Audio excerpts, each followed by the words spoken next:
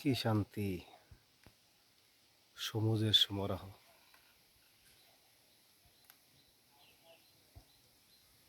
ওই পাশটা আরেকটা পাহাড়, ক্যামেরায় বোঝা যায় কিনা জানি না। এভাবে এই সিরিয়ালে সোজাসুজি